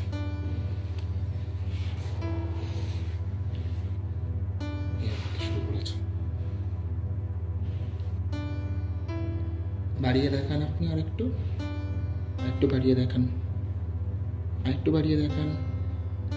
60 বাড়িয়ে দেখান আপনি, বাড়িয়ে দেখান। Well done. বাড়িয়ে দেখান। ধন্যবাদ। আপনার উপস্থিতি আপনি দেখাচ্ছেন, তাই তো? ধন্যবাদ। মারাত্মক হাই আপ। আমি একটু চমকেই যাই, ইভেন যে ক্যামেরা করছিল সে একটু ভয় পেয়ে যায়, মানে হঠাৎ করে হাই আপ আসা শুরু করে। তো আমি হালকা কমেন্ট করার চেষ্টা করি যে যদি আপনিও এতে থাকেন তাহলে এটাকে আপনি বাড়িয়ে দেখান। হয়তো বাড়তে শুরু করে। আচ্ছা, ইভেন আরেক জিনিস বলে রাখি, ওই ঠান্ডার মধ্যে একটি বেসমেন্টের টেম্পারেচার কী থাকার কথা? বেসমেন্ট এমনি নর্মাল ঠান্ডাই হয়, তখন ওরা দেখা যাচ্ছে 23.4, 24.5। আস্তে আস্তে টেম্পারেচারও বাড়তে শুরু করে। তো যে ক্যামেরা করছে ছেলেটি ভয় পেয়ে যায়, খুব ভয় পেয়ে যায়।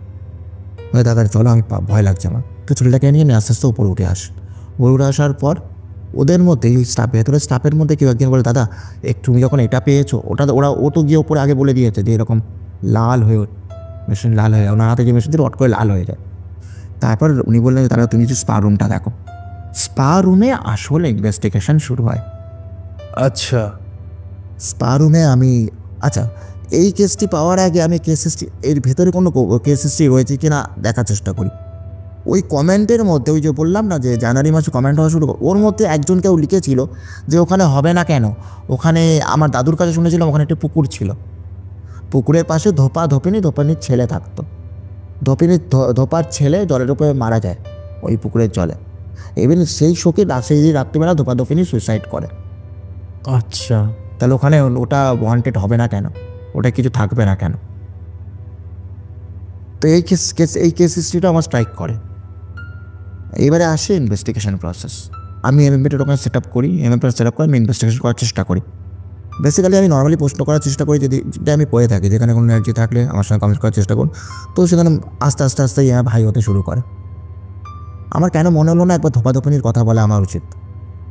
আমি বলতে জিজ্ঞেস করলে আপনি যে আমার সঙ্গে কমেন্ট করে সে মেয়ে না ছেলে, তো তাহলে আমাকে এত নাম্বার করে দেখান। তো সেটা শেখানো হওয়া শুরু করে। সেই ভিডিও আমি তোকে পাঠিয়ে দেবো, তুই এখানে দিয়ে দিবি। আমি এর মধ্যে প্রশ্ন করি আপনারা কি ধোপাধোপিন? তাহলে আপনি এত নাম্বার করে দেখান। ধোপা হলে এত নাম্বার করে দেখান, ধোপা নেও। ধোপিনির যে ডিজিটটা বলি সে ডিজিট ওখানে আসে। আচ্ছা, ইভেন আবার ধোপা বলার পর যে ডিজিট বলি সে ডিজিট ওখানে আসে। দুজনেরই ডিজিট আসে। বেটার। তারপর তো কমেন্ট করা শুরু করেন, আপনারা কতদিন ধরে আছেন, কতদিন ধরে এখানে রয়েছেন। এক আলাদা লেভেলের ভাই হতে তো শুরু করে। ইকোবক্স আমি ওখানে ট্রাই করিনি, কেননা তখন মনে হয়েছিল আমি যদি ইকোবক্স ট্রাই করি ওখানে, কেননা ওনারা কমেন্ট বন্ধ করে দেওয়ার চেষ্টা করছিল। কারণ আমি অনেকবার প্রশ্ন করেছি যে আপনারা কি চান যে আমি আপনার সঙ্গে কথা বলি? আর যদি না বলি সেটা আমার মানে বারবার যেটা বলছি, যে ওয়ার্ড যেটা বলছিলাম ডিজিটটা যে না বলি, সে ডিজিট ওনার চেষ্টা করছিল, কারণ ওরা চাইছিলেন না। সেই ভিডিও আমি সঙ্গে সঙ্গে ওখান থেকে বেরিয়েই সঙ্গে সঙ্গে পাঠিয়ে দিই শিল্পা ম্যাডামকে। শিল্পা ম্যাডাম তো পরে আমি বললাম আমি বেরিয়ে গিয়ে আপনাকে কল করছি। জিম থেকে বেরিয়ে যাই, জিম থেকে ওই স্পা রুম থেকে বেরিয়ে হট করে ওনারের ছেলে চলে আসবে, হয়ে গেছে আপনার অলমোস্ট, আর কিছু দেখা নেই। না বাড়ি যায়, এবারে বেরাবো। ঠিক আছে চলুন। উনি আমাকে ছেড়ে দিয়ে যান গেট পর্যন্ত। গেট পর্যন্ত ছেড়ে দেওয়ার পর শিল্পা ম্যাডামের বাড়িতে আমি প্রথম যাই। শিল্পা ম্যাডাম তো আমাকে দেখে তো অবাক। উনি আমাকে পয়সা অফার করেছিলেন, আমি পয়সা নিই, এই কেসটাকে তো আমি কোনো পয়সা নিইনি। উনি আমাকে পয়সা অফার করেছিলেন, বেশ মোটা টাকা একটা অফার করেছিলেন, যেটা আমার আগের টিম অফার যে চেয়েছিল তার থেকে ডাবল আমাকে অফার করেছিল, তাকে আমি প্রুফ দিয়েছিল। বলার পর আমি তাকে বলেছিলাম যে ইনভেস্টিগেশন আমি কোনো পয়সা নেবো না। তো উনি বলে এটা সম্ভব? আমি আপনাকে তো আমি তুলে দিলাম, ইনভেস্টিগেশন ভিডিও তুলে দিলাম, এবং যে ছেলেটি আপনার ছেলেটি ছিল তাকেই জিজ্ঞেস করবেন। আমি এই জন্যই বলেছিলাম আপনার ক্যামেরাম্যান সঙ্গে রাখবেন, কারণ আপনি তো বলতেই পারতেন যেটা আপনি বানিয়ে দিয়েছেন। এটার পর আস্তে আস্তে ভিডিও আসা শুরু করে, ইনভেস্টিগেশনের ভিডিও কিছু পোর্টাল সেটিকে ছাপার চেষ্টা করে। এটি হচ্ছে আমার এই কাছার পর ইনভেস্টিগেশনের একটি। তো কেসটা কি সলভ হয়েছিল? ওই যে বললাম আমরা ইনভেস্টিগেটররা এটা করি, খুঁজে দিই। এরপরে উনি যে ওর যে স্টাফ ছিল তাকে বের করে দেয়। পরে উনি জানতে পারেন যে ওনাদের মধ্যে ওই স্টাফের মধ্যেই কেউ ব্যাপারটাকে ওই চালান ব্যাপারটাকেও করিয়েছে। আর শত্রুতা ছিল, ওকে, একটা শত্রুতা ছিল। আর ওই যে জিম হওয়ার আগে যে সেখানে একটা পুকুর ছিল তুমি বলছিলে, পুকুর ভরাট করে তো ফ্ল্যাট হয়েছে না ওই ধোপাধোপানির কোনো আমার কেন মনে হয়েছিল, আমার পরে কেন মনে হয়েছিল অ্যাজ এ রিসার্চার, ওই ধোপাধুপ কোনো এন্টিটিকে তো এই সব যারা চালান করে তারা তো খোঁজে, ওই ধোপাধুপিনিকে দিয়ে এটা করানো হচ্ছিল। কেন ওখানে তাদের একটা বাস রয়েছে, মানে তার রেসিডেন্সিয়াল ওয়ান্টেড, তারা রেসিডেন্সিয়াল ওয়ান্টেড রয়েছে, তাদের দিয়েই করানো হয়েছিল। তারা কেন কমিউনিকেট করলো? তারাই বা কেন কমিউনিকেট করলো? ভিডিওটা পড়লো যখন এটার সঙ্গে আমার কথার সঙ্গে এগুলো আসবে আরও ইন্টারেস্টিং লাগবে, তো দর্শকরা তাহলে পরিষ্কার বুঝতে পারবে যে আমি কী বলছি। তো অবভিয়াসলি এই ঘটনাটা তো প্রুফ অ্যাটাচ করতেই হবে। তো সেই জিমটা কি এখন চলছে? বন্ধ হয়ে গেছে, ক্লোজ করে দিয়েছে। ওনাকে অফার করেছিল, আমি এটাও শুনেছিলাম যে ওই বাগমোড়ের মতো জায়গায় প্রায় 70,000 টাকা ভাড়া ছিল ওই জিমটার। ওনাকে অফার করেছিল 5 বছরের জন্য, মানে ল্যান্ড ওনার অফার করেছিল জিম ওনারকে, আপনাকে 5 বছরের জন্য ফ্রি করে দিলাম, আপনি চালান। 70,000 টাকা মাসে 5 বছরের জন্য কত টাকা হয়? উনি বলেছিলেন না আমি এখানে জিম রাখবো না, যেখানে আমার স্টাফের ক্ষতি, যেখানে হাজার লোকের ক্ষতি, উনি সেটাকে বন্ধ করে দেয়, নেই সেটাকে ব্যারাকপুরে নিয়ে চলে আসে। ওনার 3টা জিম রয়েছে। ওকে, এটা ওনার সেকেন্ড জিম ছিল, থার্ড জিমে একটা নতুন করেছে, ওটা উনি ব্যারাকপুরে নিয়ে চলে আসেন। সে বছরই বন্ধ করে দেয়, নভেম্বর ডিসেম্বর টাকা বন্ধ করে দেয়, মানে বন্ধ করে দিয়ে উনি এখানে নিয়ে চলে আসেন। ওনারা জিম খুলছিল, জিম খোলা স্টার্ট করে দিয়েছিল, জায়গাটা দেখা হয়েছিল, ওটা নিয়ে এখন সোদপুরে চলে আসে ওই জিমটি। ঘটনাটা বেশ ইন্টারেস্টিং ছিল, বিশেষ করে রিয়েলিটিটা ভীষণভাবে মেনটেন ছিল এই ঘটনার মধ্যে। তার কারণ তুমি যেটা আগেও বললে যে তুমি ক্লেনজিং করো না বা তুমি ক্লিয়ার করো না, তুমি শুধুমাত্র তদন্ত করো, ইনভেস্টিগেট করি, খুঁজে দাও। ওকে, তো আমাকে একটা কথা বলো, এই যে আমরা এত ঘটনা শুনছি, আমরা এত ঘটনা আশেপাশে দেখছি, আজকাল না একটা ভীষণভাবে একটা ট্রেন্ড চলছে যে আমি বিজ্ঞান মনস্ক মানেই আমার সুপার ন্যাচারাল জিনিস বা অলৌকিক জগৎকে অস্বীকার করতে হবে, রাইট? তো এই মনোভাব বা এই মানসিকতাটাকে তুমি কিভাবে দেখো? অ্যাজ এ গবেষক হিসেবে বলবো যে মানে না মানবে না, সবাইকে তো মানানোর জন্য, বিশ্বাস করানোর জন্য তো আমরা গবেষকরা বসে নেই, আমরা একটা গবেষণা প্রসেসে চলছি। গ্যালিলিও কী বলেছিল? গ্যালিলিও দূরবীন আবিষ্কার করার পর কী বলেছিল? সূর্য দাঁড়িয়ে পৃথিবী তার চারপাশে ঘুরছে। তখনকার ধর্মযাজকরা কী বলেছিল? যেটি পুরোটাই ভিত্তিহীন। পরে যেটি আবিষ্কার, এই সত্যটাই তো সকলে মেনে নেয়। যদি এই সত্যতা মেনেই নেয়, তাহলে সেই সত্যতা যদি এখন আমরা সকলে মেনে নিই, তাহলে যারা বিজ্ঞান মনস্ক তারা তাদের মতো করে মেনে নেবে। আমি তো এতগুলো উদাহরণ দিলাম, আমি ল কনজারভেশন এনার্জির উদাহরণ দিলাম, তাহলে সেই সূত্র ওনারা মিথ্যে প্রমাণ করে দেখা, যারা বিজ্ঞান মনস্ক তাই তো বলতে হবে সূত্রের কোনো ভ্যালু নেই।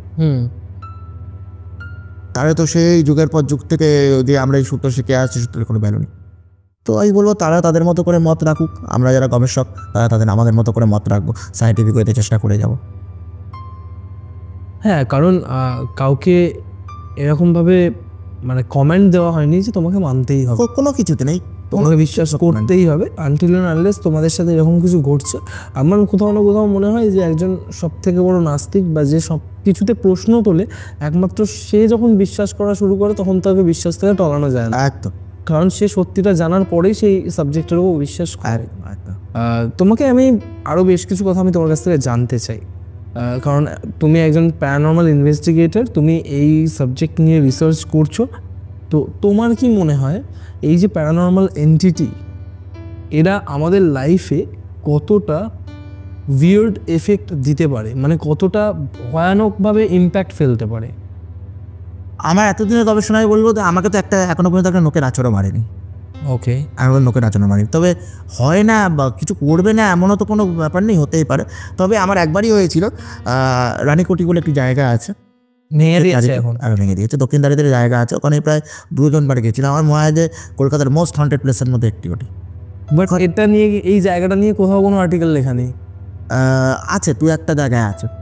আমি কি বলছি, টপ মোস্ট হন্টেড প্লেস নেই, কোনো জায়গা নেই। টপ মোস্ট হন্টেড প্লেস দেখাবে না, যারা এই নিয়ে চর্চা করি তারাই জানি। ওখানে নিচে একটি ঘর আছে, ওই নিচের ঘরে আমি ইনভেস্টিগেশন করার সময় আমার মনে হয়েছিল যে আমার পিঠের ওপরে কেউ হাত রেখেছিল, ঠান্ডা হাত, ব্যাস এইটুকু আমার সঙ্গে ঘটেছে। তবে এরকমও অনেকের সঙ্গে হয়, এনার্জি মানেই যে ক্ষতি করবে এমন কোনো ব্যাপার না। আমরা যারা রিসার্চার তারা বিশ্বাস করি যে এনার্জিকে এনার্জি বলেই বিশ্বাস করি, নেগেটিভ পজিটিভ করি না। তবে অবশ্যই চাইলে তো ওরা চাইলে তো অনেক কিছুই করতে পারে, অনেক কিছু করতে পারে। আর ডিমনিক এন্টিটিতে বিশ্বাস করো? অবভিয়াসলি করি, রিসার্চ করছি, ডেমনিক এন্টিটিতে বিশ্বাস করবো না। 200+ কেসেস তুমি হ্যান্ডেল করেছো, কখনো ডিমনিক এন্টিটির একটি কেস কাউন্টার হয়েছে? একটি কেস আমি যে সেকেন্ড টিমের সঙ্গে ছিলাম, আর ডায়মন্ড হারবার একটি কেস। আচ্ছা, ডায়মন্ড হারবার একটি কেস, সেই টিমে সেখানে কেসটাই ছিল যে ওখানে নাকি আম গাছের তলায় নাকি রক্ত দেওয়া হতো। কেন দিত কী দিত কোনো কারণ নেই, মানে বিজ্ঞানের কোনো ব্যাখ্যা নেই। কেন রক্ত তো আর জলের মতো নিচে যেতে পারে না, জমাট বেঁধে যায়, তাহলে লাভটা কি? তো পরে কেসেসটা শুনেছিলাম যে ওনারা নাকি দাবি করেছিল যে প্রত্যেক অমাবস্যার দিন একটি নাকি বড় পাখনাওয়ালা, মাথায় শিংওয়ালা একটি কোনো ছায়াকে দেখতে পেত যে নাকি অন্ধকারে বসে থাকতো। তো সেখানে ইনভেস্টিগেশন হয়, তো সেখানে ইনভেস্টিগেশন করার পরও সেখানে অনেক রকমের অনেক কিছুই, মানে অনেক প্রুফ সেরকম পাওয়া যায়। তোমার মধ্যে পজিশন কীরকম হতে পারে? 99% ক্ষেত্রে পজিশন ফেক। ওকে, 99% পজিশন ফেক। বেশিরভাগ একটা সাইকোলজিক্যাল ডিসঅর্ডার, বেশিরভাগটা ম্যানমেড। 1% ক্ষেত্রে অবশ্যই ডেমনিক পজিশন অবশ্যই হয়। আমি এই পজিশনের ক্ষেত্রে আমার মনের মধ্যে একটা বিশাল বড় প্রশ্ন আসে এক্সরসিজম অফ এমিলি রোজ দেখার পর। ওকে, যেখানে মেয়েটা আলটিমেট মারাই গেল। এক ডেমনে এক রকম নাম বলছে, ওই তো কী বললাম 1% তারা, কিন্তু 99% ক্ষেত্রে আমি তো এতদিন ধরে রিসার্চ করছি, আমি এখনও পর্যন্ত দেখিনি যে সেরকমভাবে ডেমনিক পজিশন কার হয়েছে, আমার চোখের সামনে কাউকে দেখিনি। তো 99% ক্ষেত্রে আমার মনে হয় যে প্রত্যেকটা ম্যানমেড নিজে থেকে করছে। কিন্তু একটা কথা বলো, এই যে 99% কেস তুমি বলছো ফেক, এটা আমিও কোথাও না কোথাও মানি যে সাইকোলজিক্যাল ডিসঅর্ডার থেকেই হয়। ওকে, বাট কারণ আমাদের শরীরে অলরেডি একটা সোল রয়েছে, সেখানে আর একটা সোল কী করে আর একই, রাইট? কিন্তু ব্যাপারটা হচ্ছে যে তাহলে ডুয়েল ভয়েস টোনে যে কথা বলা, ওকে, তার অ্যাক্টিভিটি চেঞ্জেস হয়ে যাওয়া, আমি এটাও ধরে নিলাম মাল্টিপল পার্সোনালিটি ডিসঅর্ডার। বাট তারপরেও একটা মানুষ যে অ্যারাবিক ল্যাঙ্গুয়েজ জানে না, যে মানে ওই অ্যারাবিক ল্যাঙ্গুয়েজ সে জীবনে কোনো দিন শোনেনি, সে কী করে ওই ভাষায় কথা বলছে? বেশিরভাগ বললাম না 1% ক্ষেত্রে এরকম জিনিস হয়ে যায়। এই যে কেসটির কথা বলি, ওই কেসটির ক্ষেত্রেও তো এতগুলো ডেমনের নাম আলাদা গলায় বলছিল, এগুলো 1% ক্ষেত্রে। তো 99% ক্ষেত্রে আমি তোকে এখনও বলি তোকে যে আমি এতদিন রিসার্চে বলি, পুরোটাই ম্যানমেড, পুরোটাই অ্যালুশনের, পুরোটাই মানুষ টিকের মতো করে করছে, সাইকোলজিক্যাল কোনো না কোনো ডিসঅর্ডার রয়েছে। তবে 1% ক্ষেত্রে অবশ্যই ডেমনিক পজিশন হয়। এখন আমি এটা তোকে বলি 1% কেসেস 1% ক্ষেত্রে হয়। আরবান লেজেন্ড বিশ্বাস করো? কিছুটা করি, কিছুটা করি না। আরবান লেজেন্ডের কথা আমি এই কারণে জিজ্ঞেস করলাম, তার কারণ হচ্ছে এই যে ভূত প্রেতের একটা টাইপ হয়, ভ্যারিয়েশন হয়, শাকচুন্নি, ব্রহ্মদত্তি। হ্যাঁ, তো এদের এনকাউন্টার কোনোদিন হয়েছে? প্রপার আমার ইনভেস্টিগেশনের ক্ষেত্রে আমার কোনো রকম প্রপারভাবে বোঝেনি যেটা ব্রহ্মদত্তি বা এটা শাকচুন্নি, এরকমভাবে বলে না। যে বলে তারা, আমি বলবো যারা যে রিসার্চার বা যে ইনভেস্টিগেটর বলে সে বাজে কথা বলছে, তোকে বলবে আমি শাকচুন্নি বলছি, এরকম হয় না। তাই বেসিক নলেজ থেকে বোঝা যায় যে কে বা কেসেস থেকে বোঝা যায়। এই জিনিসগুলো মানে এই যে তুমি শাকচুন্নির কথাই বললে, বা ব্রহ্মদৈত্য বা জলপিশাচ, এই যে এই এন্টিটিগুলো রয়েছে, শুনতে খুব হাস্যকর লাগতে পারে বা শুনতে খুব নিরীহ লাগতে পারে নামগুলো, বানিশি, হ্যাঁ, কিন্তু এরা কিন্তু মারাত্মক ডেডলি, মারাত্মক। দেখ, যা রটে তার তো কিছু বটে, অবশ্যই কিছু না কিছু ছিল। আর এই ওয়ার্ডগুলো আসবে কী করে? হ্যাঁ, এই ওয়ার্ডগুলো আসবে কী করে, তাই না? এটাই সোজা কথা। আমি অবভিয়াসলি করি আরবানিটা, কিছুটা করি। এবার ব্রহ্মদত্তি বা ব্রহ্মরাক্ষসের ডেফিনেশন, ব্রহ্মরাক্ষস আর ব্রহ্মদত্তি কিন্তু এক নয়, আলাদা। আচ্ছা, ব্রহ্মদত্তি আর ব্রহ্মরাক্ষসের কিন্তু এক না। যদি তুই ইয়েতে দেখিস, কি বলে যেন, গীতাতে দেখিস বা আমাদের এরকম কিছুতে দেখিস, তাহলে কিন্তু ব্রহ্মদত্তের কথা অনেক জায়গায় রয়েছে, ব্রহ্মরাক্ষসের কথা অনেক জায়গায় রয়েছে। যদি তুই ওই কী বলে কোরআন শরীফে দেখিস, এখানে কিন্তু জিনের কথা তুই পাবি। তুই যদি ইয়েতে দেখিস, বাইবেলে দেখিস, সেখানে ডিমনের কথা পাবি। আমার মনে হয় তিনটে এন্টিটি এক, তিনজনই একই রকম। ওকে, তিনজনেরই একই ক্ষমতা, এইটাই আমার মনে হয়। তো আমি তোকে এটাই বলবো। আচ্ছা, একটা কথা আমাকে বলো, এই যে তুমি প্যারানর্মাল ইনভেস্টিগেশন করছো, এটা করতে গিয়ে প্রচুর আলাদা আলাদা ব্যাক স্টোরি তুমি দেখেছো, সেখান থেকে কিছু তো কনসেপ্ট তোমার মধ্যে এসছে যে মানুষ যদি এই জিনিসগুলো থেকে নিজেদেরকে প্রিভেন্ট করতে পারে বা নিজেদের লাইফস্টাইলে যদি এই ধরনের চেঞ্জেসগুলো আনতে পারে, তাহলে সেই ক্ষেত্রে তার ব্যক্তিগত জীবনে এই প্যারানর্মাল এফেক্টগুলো পড়বে না। ওকে, এই প্রশ্নটা আমি আমার অডিয়েন্সের তরফ থেকে তোমার কাছে রাখতে চাইছি যে কী রকম লাইফস্টাইল ফলো করলে এই নেগেটিভ এন্টিটি, প্যারানর্মাল ওয়ার্ল্ড, এদের থেকে, কারণ দেখো আমরা যারা এই ওয়ার্ল্ডটাকে ভালোবাসি, এই ওয়ার্ল্ড নিয়ে কাজ করতে ভালোবাসি, তাদের ক্ষেত্রে সাবজেক্ট ইজ ডিফারেন্ট। বাট যারা সাধারণ মানুষ, যারা এই ওয়ার্ল্ডটাকে ধরে নাও ভয়ই পায়, ওকে, তাদের লাইফে এই প্যারানর্মাল এফেক্ট থেকে তারা বাঁচতে গেলে, ঠিক আছে, সায়েন্টিফিক্যালি, আমি কোনো তন্ত্র সাধনার কথা বলছি না, সায়েন্টিফিক্যালি বা আমাদের মানে দৈনন্দিন জীবনে কী কাজ করলে বা কী অ্যাপ্লাই করলে আমরা এগুলো থেকে নিজেদেরকে সিকিওর রাখতে পারবো? প্রথম বলি যে ওই একটা ওয়ার্ড ইউজ করলে ভয়টাকে সরাতে হবে। ওকে, আর তোমার যদি মনে হয় যে তোমার সঙ্গে যে তোমার যদি মনে হয় তুমি কোথাও অনুভব করছো, তোমার কথা ফিল করছো, তাহলে এটা ভেবে নেবে তার ইন্টেনশনের সঙ্গে তোমার ইন্টেনশনে মিল খেয়েছে বলে তোমার সঙ্গে কমেন্ট করার চেষ্টা করছো। তো প্রথম কথা ভয় সরাতে হবে। যদি তুমি মনে করো যে তোমার বাড়িতে বা তুমি যেখানে গেছো সেখানে কোনো ফুটস্টেপের আওয়াজ পাচ্ছ, তুমি চেষ্টা করো তার সঙ্গে কথা বলার। আমরা যেমন কথা বলছি টিয়ার, আমি আত্মা বা স্পিরিট বা এনার্জি বা আউট অফ বডি ইন্টেলিজেন্ট বা এন্টিটি, এরা মানেই যে খারাপ সবসময় তাই না। কথা বলে দেখো না। আর কীভাবে নিজেকে ঠিক রাখবে, আমার মনে হয় যে একটি ওয়ার্ড হয় প্যারানর্মাল ফিল্ড, এটা আমি খুব বিশ্বাস করি, গিভ রেসপেক্ট গেট রেসপেক্ট। তুমি যত সম্মান দেবে তার 4 সম্মান ওরা তোমাকে ফিরিয়ে দেবে। ওকে, এটা আমি খুব বিশ্বাস করি। যেখানে তোমাকে না বলে দেবে তুমি সেখানেই না করে, সেখানে অফ করে দাও। গিভ রেসপেক্ট গেট রেসপেক্ট কথাটা খুব বড় এই প্যারানর্মাল ফিল্ডের দরকার। প্রথমত আমাকে ভয় মন থেকে সরিয়ে দিতে হবে। ভয় সরাও। যদি এটাও মনে করো যে তুমি এই ফিল্ডে আসতে চাও, প্রথম কথা স্টাডি। অনেকে প্রশ্ন করে যে এই ফিল্ডে আসতে গেলে কী করবে, নিউ কভার। প্রথম কথা স্টাডি, 1-1.5 বছর পড়াশোনা করো।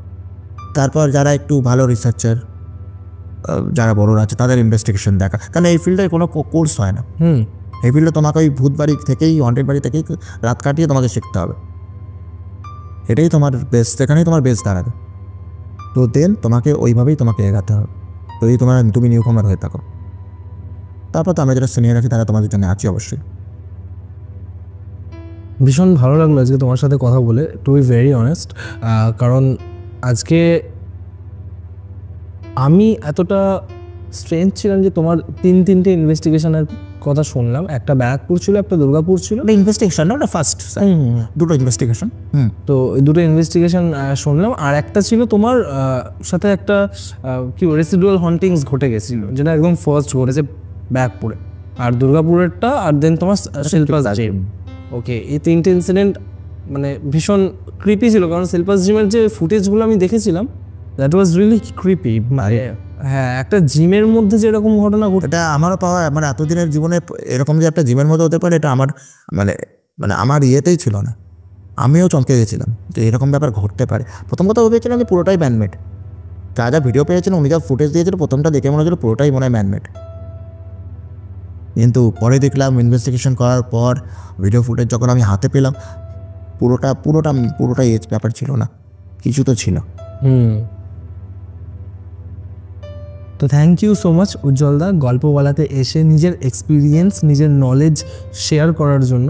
কারণ আজকের এপিসোডটা গল্প বলার অডিয়েন্সের জন্য অনেকটা ইম্প্যাক্টফুল হবে। হয়তো আজকের এপিসোডটা ছোটো একটা এপিসোড আমরা বানিয়েছি, 40 মিনিটস টু 45 মিনিটসের একটা এপিসোড আজকে হয়েছে, বাট এটা কিন্তু অনেকটা ইম্প্যাক্টফুল একটা এপিসোড। আমার মনে হচ্ছে যে হ্যাঁ, আজকে একটা ইম্প্যাক্টফুল এপিসোড আমরা করেছি গল্প বলার অডিয়েন্সের জন্য। তার জন্য অনেক ধন্যবাদ। গল্প বলাতে তুমি এসেছো, ইন ফিউচারও আমি চাইবো তুমি আরও অন্যান্য ইনভেস্টিগেশন স্টোরি নিয়ে আসো, ইনভেস্টিগেশন ইনসিডেন্ট নিয়ে আসো, আমাদেরকে ঘটনা শোনাও। আর ইন ফিউচারে আমিও চাইবো তোমার সাথে কাজ করতে। Thank you so much. তো থ্যাংক ইউ গল্প বলাতে আসার জন্য। Thank you. Golpowala, the real paranormal experience. তো কেমন লাগলো আজকের এপিসোড কমেন্ট করে অবশ্যই জানিও। আর যদি ভালো লেগে থাকে তাহলে লাইক বাটনটা প্রেস করার সাথে সাথে শেয়ার বাটনও প্রেস করে দিও। আর যদি গল্পওয়ালা ইউটিউব চ্যানেলে আজকে প্রথমবারের জন্য এসে থাকো তাহলে চ্যানেলটা সাবস্ক্রাইব করার সাথে সাথে স্পটিফাই পডকাস্টটিকেও ফলো করে নিও। ভুলে গেলে চলবে না, গল্পওয়ালা আমাদের প্রত্যেকের নিজেদের যৌথ পরিবার।